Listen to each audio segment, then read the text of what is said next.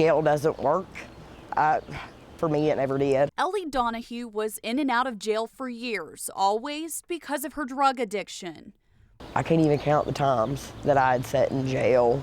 And I went to jail, and I can remember sitting in a holding cell and just being like, you know, God, I'm done. There has to be something different. That something ended up being Drug Court. It's a program designed to give addicts continuous, intense treatment to help try and kick their addiction and to solve an expensive dilemma for the justice system. As addicts, we need to have responsibility and accountability, because for so long we never did, you know, and that's what Drug Court does. And jail or prison does not do that.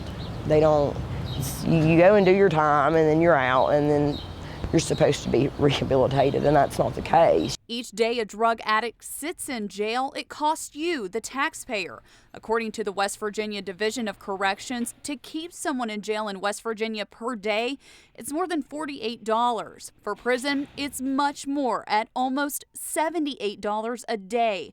The majority of that money comes from taxpayers. In 2015, more than 11% of inmates in West Virginia were put in jail for drug-related offenses.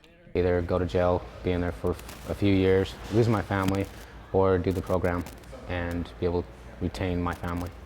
Jukes is currently participating in the Drug Court program. The state currently has 27 operating adult drug courts serving 45 counties. And these programs are much cheaper than housing someone in jail or prison. According to the West Virginia Supreme Court, on average, it costs almost $6,000 per person in drug court and a little more than $7,000 for someone who graduates the program. The odds of someone relapsing once they complete that program, less than 10%. For someone in jail, it's 6 times that, almost 60%. When you're in drug court, you're active the entire time. You are working on your cognitive skills. Why do you think the way you think? You know, and if you think like a criminal, we're working on changing the way you think. We're working on giving you the skills necessary to avoid that addiction. You know, coping skills. We're trying to make sure that you get an education so you can get a job.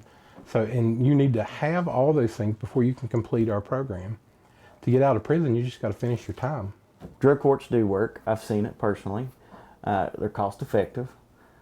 Drug courts, I've seen on numerous occasions, families reunited. I've seen people who thought they couldn't even obtain a GED, go on and take college courses. Only certain people are accepted into the program. They have to have been charged with, pleaded guilty to, or been found guilty of a drug-related crime. Anyone with a violent record or any sex charges is not accepted. Once they're in, they must meet certain requirements. The program is typically a year, but for some can last longer. For Ellie, it took 3 years to complete.